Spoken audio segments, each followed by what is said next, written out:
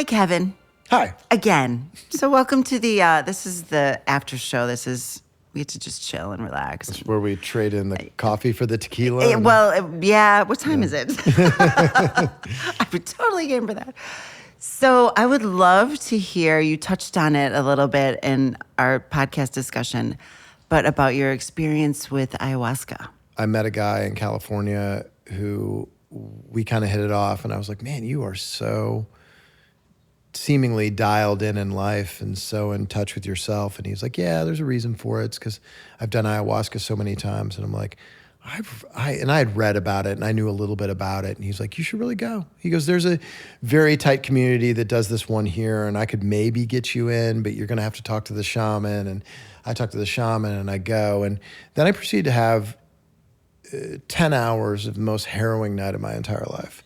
So it's plant medicine, and it basically, connects directly to your subconscious and anything that you have stored in there that's, trauma or shame or guilt or whatever. We all have that. You just sit in it. And the analogy I've always used is like you have 35 canker sores in your mouth and you're going to gargle Listerine and they're going to burn for 10 hours. And at the end of it, it's going to be numb.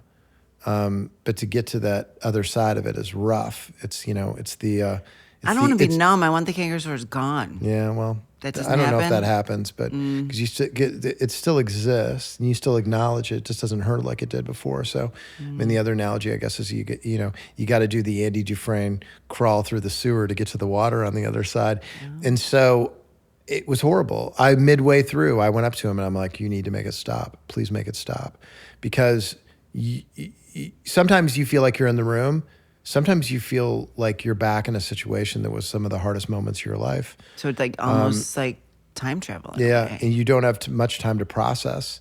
And so I didn't know the true benefits of it after I got done. I just knew that I was shell-shocked and horrified. And I slept, and it was 3 days later when I flew back to town. And I'm sure the woman sitting next to me on the plane thought I was insane because I didn't look at my phone. I didn't look at my iPad. I didn't look at a magazine. I just stared straight forward the whole trip back. I was just defragmenting like this. Don't mind me, I'm just defragmenting. I probably looked like a sociopath. But I just was like in my own head thinking, oh my God. And, putting this kind of rewired brain back together again. But it really helped me because it got rid of a certain amount of the irrational anxiety and that I've been carrying around for a long, long time. So, I mean, I think everything. And how do you find a shaman that is trustworthy? Well, you could go to Rhythmia. So Rhythmia is in Costa Rica. It's a resort that's built around ayahuasca. They get your diet right. There's medical spotters there. They've been doing it for years and years. It's a 3-day ceremony. That is the safest place to do it. Okay. And would be the place that I would recommend for people to go and to do it. They say it's 10 years of therapy in 10 hours. Wow. That's about right. Yeah. It ain't pleasant. Somebody told me right beforehand, they go, just FYI. I mean, like, I don't know what you think is going to happen here, but this is work, man. Yeah. And they were right. But like, as my mom always said, she was like, anything worth having in life is going to test you, whether it be marriage, friendship, business, what have you. And so there's an earning process attached to everything. I think that's so true, because if it's not, then we don't respect or appreciate. Correct. So I think that's... She used to say, if anything comes too easy, be skeptical of it. She's wise woman. So did you write about this in your upcoming book? I did. I wrote about, this whole period where I was trying to throw the kitchen sink at wellness. I did that, and I did the Hoffman Institute around the same time. And Hoffman believes that 90% of who we are is because we either tried to emulate or rebel against a parent. So they kind of pre-build a dossier on you before you go and figure out what your patterns are. What if you want to emulate one and rebel the other? Sure. Or you might choose somebody as a hero parent because the other one was so bad. But so you accept both the good things and the bad things about them, and you take them as your own. But you kind of figure out these patterns, and they help you trace the patterns. Like, the fear of judgment of others. Where does that come from? Oh, that comes from because of this from your mom and this from your dad. Of being too judged. Gotcha. And then they tried to break you and to set new neural pathways in life. And I talked about those interior voices before. that quadrinity check every morning is a Hoffman thing. I like that. And so, doing ayahuasca, doing Hoffman, doing therapy, doing all those things. I'm a completely different person because of it. I joke that like I'm basically like a new automobile with different features on it now, and like I'm not as it's not as fast as a car as it used to be. I more blend in with traffic. I'm like a '94 Volvo, and so But I'm like, solid. but I'm solid. I'm safe. I and blend I'm in solid. with traffic, and stuff, and so I've And then made I got a little red pinstripe inside. exactly. But I've made a few new friends in these last couple of years, and it's almost like I changed schools in the middle of the school year, and I got to reinvent myself. And there's these new friends that I don't have to convince that I'm not this other person anymore. Because a lot of people that know me for a long, long time would be like, "What do you mean staying home on a Saturday night?" Or you don't really want to go there because you don't like crowds. Like, they're like, "Come on." Yeah. And that makes me, kind of back to the book, touching on if you weren't doing this or what you see as the next chapter in your life, like what's coming up for you. Well, hopefully I can write more. Yeah. But it remains to be seen if people like the book or not. So, you throw it out there. They're going to love it. You cross your fingers and you hope people are going to like it. And I get to write more because I sure like it. Yeah. I write every morning, no matter if I have something to write about in the book or not. Do you journal? Do you journal? Sometimes just journal? But I write a lot of like short stories about stuff that happens in life. I just had this amazing experience. When I was 7 years old, my best friend at the time, we were walking home and he got hit by a car. He ran across a busy street and I stayed back and it almost killed him. And he was in the hospital for 6 months and he actually hit the telephone pole. It sent him airborne and he hit the telephone pole. And he came back to school, but was just there for a couple more months and then they moved away and I never saw him again. And we just got in contact with each other. He had written on my grade school's alumni page and had written, I wonder if Mrs. Van Pelt is still around. I almost was killed in a car accident when I was young, and she came to the hospital all the time. I really want to thank her, and I haven't been back to Springfield since. And I saw him on the message board, and I messaged him, and we had this beautiful back and forth. We're actually getting together in July. And I just wrote the story yesterday of the day that he got hit by the car and how I had to take the police to his mom's house, and we had to tell his mom, and then I just didn't see him anymore for a long time. And I just like writing. Your baby. 7 years old. Is that the one that's going to be in Esquire or? No, I'm writing a story in Esquire that comes out. I wrote it already. Comes out next week. It's about the 20 years of Boca. Oh, that's right. It's about. I framed it as there was the reality show, The Restaurant with Rocco DeSpirito, that would come out the exact same time we were opening up Boca. We had everything demoed inside the place except for the Panasonic TV behind the bar. So we could watch that every Thursday. And us kind of building our empire as Jeffrey Chodorow and Rocco were trying to build theirs. And symbolic. Yeah. I know we got to touch on the bear a little bit because that just made me think of the bear, which is just addictive and a great show. And it is. I think I hear there might be some news that you might be on the bear coming up. I play a small part in the in season 3 of myself. Of myself. Which avatar are you going to be then?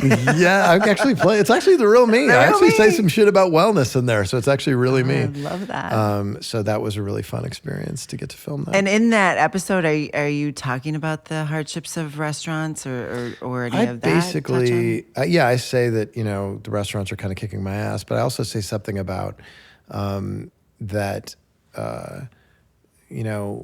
I've been an adrenaline junkie my whole life, and that it doesn't come for free, and that I'm probably not going to pay for it with my sanity anymore. That's kind of who Carmi plays, is this guy that is really good at restaurants, but has also had trauma in his life. And, just because we're good at it doesn't mean it's good for us. Right. So I think that show's really good at showing that stuff, but also showing the love of it. Right. Chris Storer, who who is the creator of The Bear and writes it and directs it. Ironically, his sister used to work at GT Fish, which was one of my restaurants. Oh, yeah. And she's like the creative consultant on the show. Oh, that's so cool. Which is really cool. But Chris is a genius and so smart. And so it's a cool show. It is a great show, and I feel like it's, like I've said a million times, and I feel like in our conversations, but I've always felt this way, that restaurants translate into so many other industries, that there's front of house and back of house all over the place. Retail, manufacturing, there's lessons to be learned. There's hospitality in everything. Hospitality is service, yeah.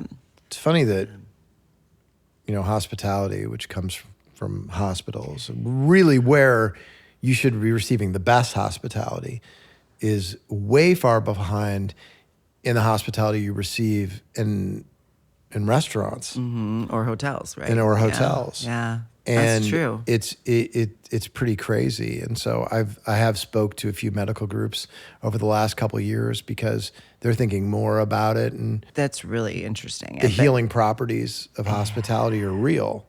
Yeah. If you walk in and somebody says to you, you walk into a hospital and they say to you, "Yes, can I help you?" And you're like, "Yeah, I'm having open heart surgery today." And all of a sudden you're like, Jesus, they don't even know who I am. I'm having the biggest surgery of my life. Or if you walk in and they're like, "Mr. Johnson, we have you all set up for your surgery today. Yeah. You're gonna be just fine. Yeah. We're glad you're here." And I would love you to touch on that in terms of Beyond, because I think that is just really intriguing, the way that you've set up the concierge. Like, it sounds and I haven't seen this. I've been to Beyond, but I have not seen this part of it. To me, it just sounds like relaxing, and that's what you want. So you have to remember, when I created Beyond with my partners, I was in this place in life where I wanted to build a sanctuary for myself. Yeah. So I was thinking of all these healing properties of this building, which we have 7 doctors that exist within that building, but it's also like Soho House and Mayo Clinic and a gym had a baby. Yeah. Basically. That's so cool. People like things packaged in little things, so there it is. And so I was, and we all like one-stop shops. I mean, like it's the time element of our lives, which 100%. No matter what we try to do, we try. But that was brilliant. You could go in there, have a meal, get a B12 and glutathione shot, see the doctor because you have a sore throat, go do your yoga class. And get a little acupuncture. Get some acupuncture, go listen to a record in the listening room and be out of there in an hour and a half. We're doing this. It's pretty amazing. This team right here is doing this. We've been Bring talking it on, about guys. Like, I mean, there's a full-time internist, psychiatrist, naturopath. No, we're just gonna hang out in the vinyl room. That's what we're doctor, Chinese medicine, but there's great food. There's the best workout classes. There's co-working. It's really. And we got to do a shout out to Mara, because we know she's an amazing yoga Shout out to instructor Mara with her new Saraparu. cute baby. Yeah, my line always is like, I guess it's kind of jerky to say it, but it's like, as soon as you care about yourself enough, join. Yeah, yeah. It really does. Line. It really does. It really does improve your life. If you want to be happier, sleep better, look better, feel better. I mean, like I'm when I'm in town, I'm there every day. I do something wellness every single day. The great Oprah episode that I saw 25 years ago, whenever Palm Pilots were out, because I know she was complaining about working out, not having enough time for it. Her trainer was like, "You do whatever your Palm Pilot tells you to do. Mm-hmm. Make it tell you to work out." That's true. And so my calendar, our calendar tells us right. to do, so don't my we? calendar, I schedule my stuff in around my meetings. That's really good. Non-negotiables. And I was intrigued too with our chat about hips. And I swear, so not just me, but my girlfriends, we've all been like, what's up with our hips lately? And trauma in your hips. I'm a believer that it's something emotional, and sometimes you don't even know what it is that you're not releasing or Come something. work it out at Beyond. Yeah, I'd rather do that than go through the 10 hours of utter hell to figure out what that trauma is. You should do that too. Yeah, that would be kind of fun. Okay, so last little tidbit here is I've shared with you, but my son that's coming up on his senior year is pretty much 99% intrigued with going to the Culinary Institute of America. Got to do a visit at Hyde Park. Lovely. I wanted him to go culinary science because that's kind of my world, food science and what have you, and to me, safer because you're working at Nestle, Pepsi, Ed Long's of the world. He had no interest in culinary science. It was like a hard no. Yes. Mom, that is not me. And you got to see your children obviously where they are. And I get it. And I'm glad he was like that. So way more interested in the artistic, the true chef side. So, listening to you and many other chefs, watching The Bear, what advice would you give him, I guess, in terms of how to navigate this life and have peace? Well, just like anything else in life, I mean, restaurant experience can be the greatest thing ever or the worst thing ever, depending on who you're working with. You can't do a good deal with a bad person. So I would just say, do your research on who you're going to go work with. Those first few years of cooking are going to be foundational for you. Not only how you cook, how you plate food, but also how you treat other people and how you react in a kitchen. So do your research, go work at a kind place. And it can be really great and really exciting. Some of the most exciting, great moments of my life have been inside of restaurants. Yeah. And some of the best people I've ever met. I always joke, like Jerry Seinfeld says that outside of his wife and kids, the only people he likes are other comedians. There was a time in my life where I really only liked restaurant people. But there's a resilience, a grit. I totally get what you mean. There's something. And I only got to work in a restaurant when I was in college, and it was part of my curriculum. But even that, it was intriguing of front of house, back of house. Like as soon as that door swings and you're in the back of house, it's a totally different, crazy energy back there. And then you walk in the front of house and you have to be all composed and, everything's fine. There's no shit show going on back there. We got it. I used to say when we opened up Boca that we were a punk band playing a church gig. Oh, that's a good visual. Well, I can't wait to go try a new one that I haven't been to. I've been to go to a million times, but this week we're gonna go try one that we haven't been to. So, and there's only 30 others or 29 others to get. So, how many in Chicago? 18. 18 in Chicago. So so it's been like, what's the 30 number? Why is there a 30 in my head? So 30? in my life, I've opened up 39 restaurants. 30, okay. But you have to understand that, like we had Landmark for years, and then it became Belena, and then Belena burned down. Yeah. We had Perennial for 10 years, but then lost our lease on that property. So there's been restaurants that have turned over, become other stuff. Belmore became Alavida. And one thing that I wanted, and as long as we're still chatting a little bit, that I didn't dig deep enough in, but it struck me personally. You were talking about the lessons learned and that manage every KPI. I don't know if you use the word KPI, but the measurements and down to cleaning supplies versus sales. Yes. And the ratios. Mm-hmm. So we obviously in our business definitely look at all the numbers, but what struck me was measuring the right thing. You can measure all day long the things that are key performance indicators of what your business. But you can be overdated. Yeah, and it can be too much. But I feel like there's strength in ratios. 100%. I know in my business now that 20% cost of goods sold, 40% labor, 6% occupancy, 22% silo, which is everything else. Over that. Leaves 12% profit. Yep. And so some of my restaurants do better than that. Some of my restaurants do worse than that, but that's always the goal. Right. But yeah, I know my standards on everything. So when I look at a P&L very quickly, I could tell, somebody's ordering way too many cleaning supplies. Yeah. Or stealing cleaning supplies. Or stealing cleaning supplies. And I think in your world, the stealing thing is so important that you guys have gotten it even better. There's no new ways to steal. Yeah. It's so funny. When Rob Katz and I first met, we'd only known each other about a week. He had a little bar called Catacomb, and the bar back was leaving, and he had a backpack on. And he was like, "See you guys later." And Rob just heard a little jingle in his backpack. And he's like, "Hey, come here a second. I want to talk to you about one more thing." And he reached over and unzipped his backpack, and there were 4 bottles of vodka in there. Wow. Yeah. No new ways to steal, man. Yeah. So. And I think also you were saying, make the P&L your own. Back to creativity. Don't be afraid to, like I always call it Laurette math. We have our own. I got we have Laurette our math own going on P&L. all the time, and I look at things differently. And so make the P&L what speaks to you and tells you the story. We've had enough people who we're open kimono about our P&L. We show it to everybody, super transparent. Yeah. And so the amount of people who now use our P&L format for their format, because I just end up seeing it. We're gonna be looking at that. Yeah, that's good because it sounds simple, but and it's so important. Okay, Kevin, we need air conditioning turned on in this damn place, so Let's do it. we'll call that a wrap. All right. But thank you Great so much. times. This was Yeah, great. really Very great. good.